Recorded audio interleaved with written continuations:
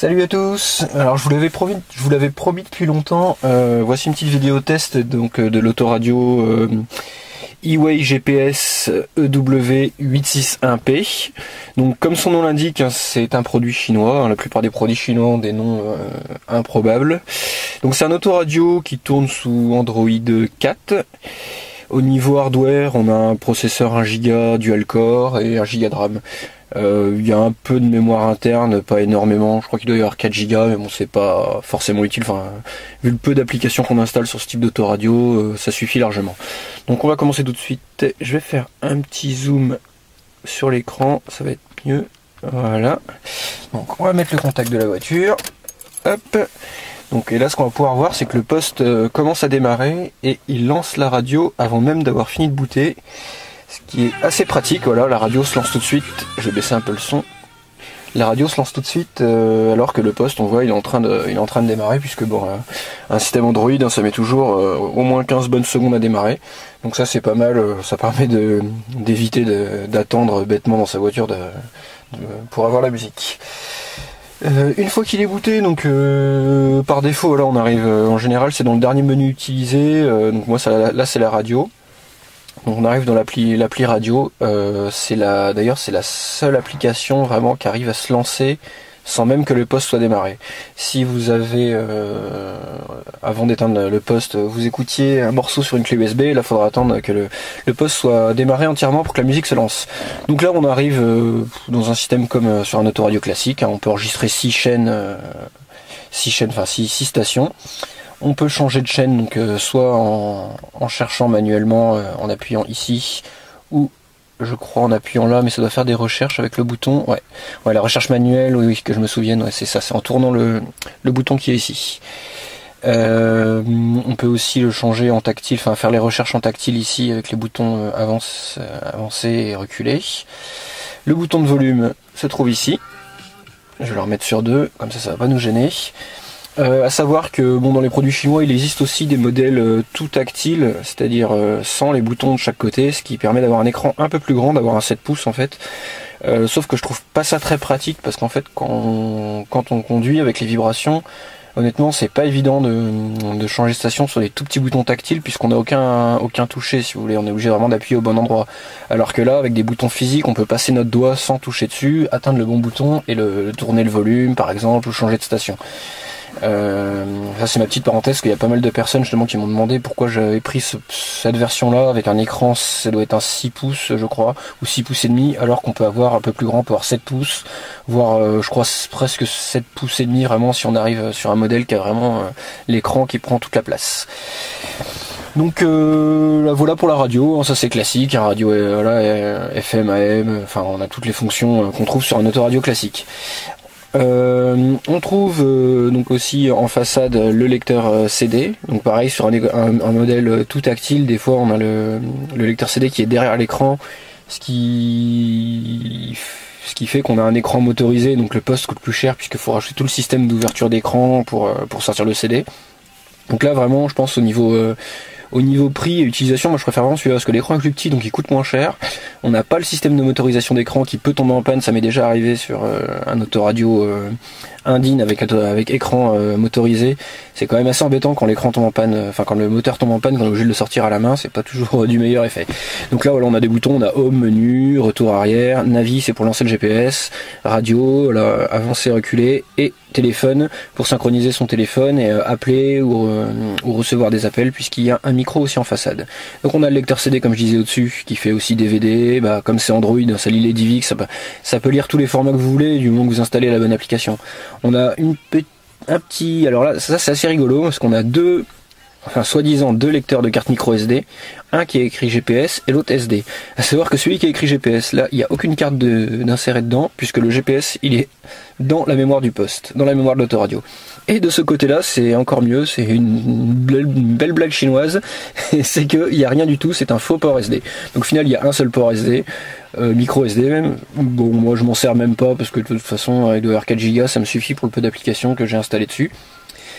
On a un port mini USB en façade.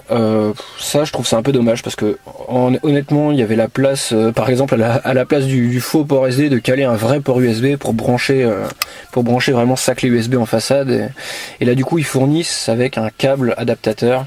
Du coup, on a sa clé qui se balade au bout d'un câble. C'est pas terrible. Du coup, j'utilise pas ce port-là parce qu'il y a un deuxième port à l'arrière du poste qui sort.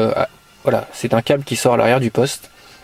Et en fait, moi je l'ai fait sortir sur le côté de ma console centrale et ça tombe juste à côté de mon siège. Au moins la clé est calée derrière le siège. Donc par défaut aussi, ils vous fournissent un récepteur Wi-Fi qui se branche d'ailleurs en USB. C'est étonnant, mais le récepteur Wi-Fi n'est pas intégré à l'autoradio, donc il est externe. Donc par contre, quand je veux brancher ma clé USB, je débranche la clé Wi-Fi. Mais bon, honnêtement, la clé Wi-Fi, je m'en sers, c'est vraiment ponctuel devant chez moi pour télécharger les applis et puis après je la remets dans la boîte à gants. Donc de toute façon, c'est toujours ma clé USB qui est branchée. Donc pas actuellement, parce que là c'est ma clé Wi-Fi. D'ailleurs, on va tester parce que le poste, du coup, comme il tourne sous Android, il va sur Internet. C'est quand même mieux pour télécharger des applications. Donc là, normalement, je dois être connecté. On va essayer déjà le navigateur. Hop. Voilà, par défaut, on sait très bien. On va sur le site Gaijin Concept. Donc là, c'est assez rapide. On voit que on arrive sur un navigateur classique Android. On peut installer Chrome si on veut, parce que là, c'est vraiment un Android de base. Il n'y a quasiment aucune surcouche. Il y a juste un menu qui a été configuré, un menu assez un peu particulier avec quelques raccourcis, le raccourci Bluetooth, le raccourci musique, ça doit être pour l'USB, ça c'est pour le CD, l'espèce d'icône ronde, et ça c'est pour le GPS. Et là c'est la touche menu, enfin la touche pour accéder aux applications. Voilà, donc je retourne en arrière avec le bouton Home. Donc après on peut mettre des raccourcis vers diverses applications. J'en ai mis quelques-unes sur le panneau d'accueil. J'ai même on peut rajouter des widgets. J'ai rajouté ici un convecteur temporel pour le délire. On va passer tout de suite au tactile. Donc c'est un capacitif donc multipoint. Donc ça permet de jouer, de faire des zooms et d'avoir un truc quand même assez réactif. Là, ça se voit. Je vais ouvrir une image comme ça vous allez bien voir. On va faire des zooms dessus. L'image, la galerie, c'est où? Est-ce que c'est pas galerie comme sur un téléphone? Voilà, c'est QuickPic qui est installé d'origine. Hop, je vais avoir une photo, parfait. Voilà, donc là on a la photo, on voit que c'est assez fluide. On peut zoomer comme ça. Et là on voit vraiment que c'est plutôt fluide, hein, ça tourne bien, il n'y a pas de problème. Hop, donc l'écran, c'est un 800 pixels de large et en hauteur ça doit être 480 je crois. Donc c'est pas du HD, mais bon, faut rouler en voiture, enfin on regarde la route la plupart du temps, ça sert pour les menus, pour le GPS. Moi je trouve simplement suffisant, ça permet d'avoir un poste qui a une config pas énorme mais qui est super fluide, parce que du coup la résolution est pas très haute, donc ça bouffe pas énormément de ressources. On va revenir en arrière. Tac. Donc là on voit d'ailleurs que je navigue dans les menus et la radio est toujours lancée en arrière-plan. Ça c'est pas mal quand même. Ça permet d'aller sélectionner le GPS et d'avoir la radio en même temps. À savoir que bon après je sais pas comment c'est paramétré, mais peut-être qu'on peut le faire dans les autres GPS, dans Waze ou dans quelque chose dans les autres. Mais celui-là en fait, celui qui est fourni avec c'est iGo Primo. Donc on peut le lancer soit ici, soit avec la touche ici. Je vais le lancer. Bon là on va pas le voir, mais en fait ce qui se passe c'est quand il vous donne une indication, il coupe automatiquement la musique, enfin il coupe la radio, il vous donne l'indication par exemple tourner à gauche et il vous remet la radio. Donc ça c'est pas trop mal. Là c'est marrant qu'il me demande la langue, parce que je m'en suis déjà servi. C'est étonnant. En tout cas au niveau du positionnement, je l'ai trouvé vraiment rapide. Et erreur de chargement de fichier. Ça c'est marrant, ça me l'avait jamais fait. Suivant. C'est vraiment étonnant. Bon, suivant. Ouais c'est bon. Bon c'est pas grave, je le reconfigurerai plus tard. C'est marrant qu'il me redemande une config, puisque ça me l'avait jamais fait. Et voilà, là, je suis déjà positionné, vous voyez, donc il y a la route, on peut aller sur la carte directement, il n'y a pas de problème. On va revenir en arrière. Hop. Donc on va passer à l'USB. Avant de passer à l'USB, parce que je suis en connectant Wi-Fi, bon, je vais vous montrer comme qu'on peut aller sur l'App Store. D'ailleurs j'ai installé aussi Aptoid, qui est un App Store, une copie de l'App Store du Play Store, mais bon, c'est un autre Play Store que je vous conseille fortement si vous le connaissez pas. Donc on va aller sur le Play Store. Hop. Toujours aussi rapide. Bon, ça c'est spécifique au Play Store, sur les téléphones c'est pareil. Voilà, donc là on arrive, on peut chercher les jeux qu'on veut. Si je veux installer Candy Crush sur le téléphone, sur l'autoradio, il n'y a pas de souci. Je peux aller l'installer si je veux. D'ailleurs là, pour vous montrer, j'ai juste installé Angry Bird. D'ailleurs ce qui est pas mal, c'est que quand on le lance aussi, on lance Angry Bird, normalement il me coupe la radio. Ouais, voilà, il me coupe la radio. J'espère que ça s'est entendu à la caméra parce que j'avais pas le son très fort. Alors par contre il me le relance. C'est étonnant. Je pensais que ça le coupait entièrement. Du coup est-ce qu'on va voir les deux sons en même temps?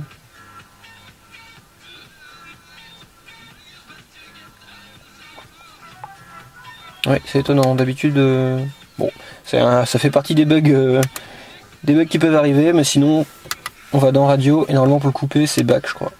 Ouais, voilà, si on fait back, là, ça coupe la radio.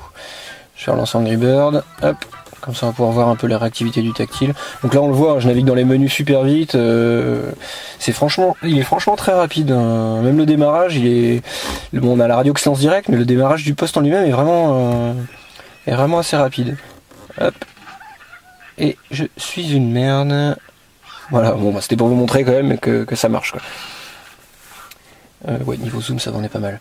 Je vais revenir en arrière, hop, home, et on va passer au mode USB. Donc je vais déconnecter le Wi-Fi, tac, et je vais connecter ma clé USB dessus.